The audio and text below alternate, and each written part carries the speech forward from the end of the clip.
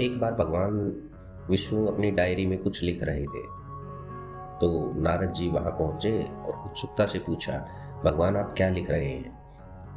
तो विष्णु जी ने कहा कि ऐसा है, ये आपकी जानने की बात नहीं है।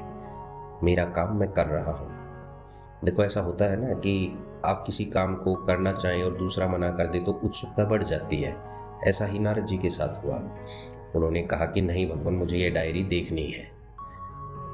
नारायण ने बहुत मना किया, लेकिन नारद जी नहीं माने।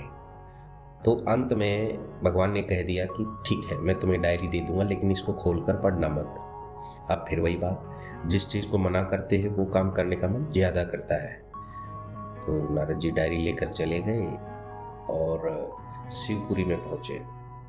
कैलाश पर भगवान बैठे मुस्कुरा रहे। नारद जी से पूछा, सुनाओ मुनिराज, कैसे हो? नारद जी ने कहा कि आज तो मैं भगवान विष्णु की डायरी लेकर आया हूँ, जिनमें वो अपनी सारी बातें लिखते हैं। अब भगवान शंकर मुस्कुराए और कहा कि क्या है ऐसा इस डायरी में? तो नारद जी ने कहा कि मैं आपको पढ़कर सुनाता हूँ। भूल गए कि क्या कह के आए थे नारायण जी से, लेकिन चलो ठीक है। भगवान ने कहा, शिव जी ने, कि पढ़िए इसमें क्या लिखा है। जैसे ही डायरी खोली और पढ़ना शुरू किया, उन लोगों के नाम हैं जो भगवान को याद करते हैं।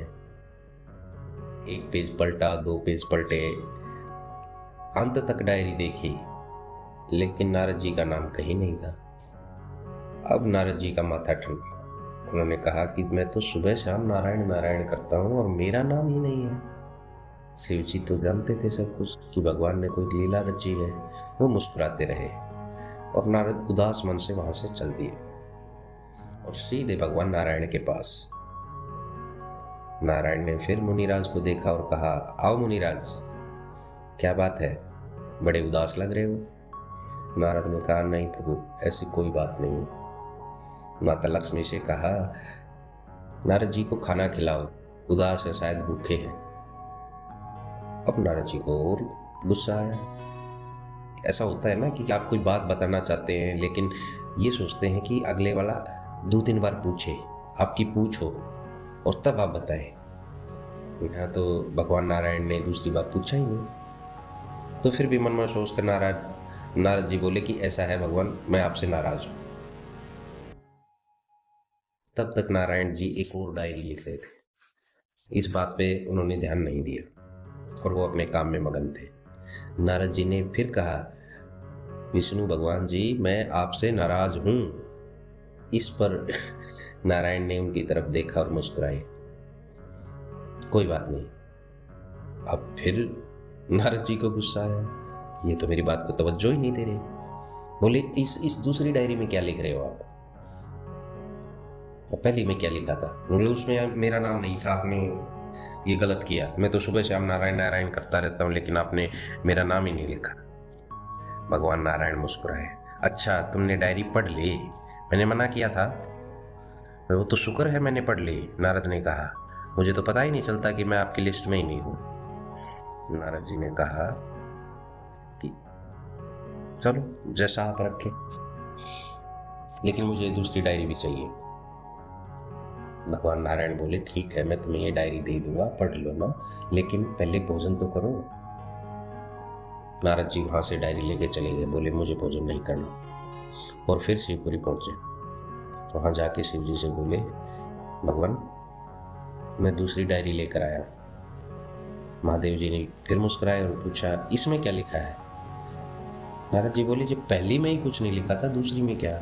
और अब दूसरी में लिख भी देंगे तो इससे मुझे फर्क नहीं पड़ने वाला।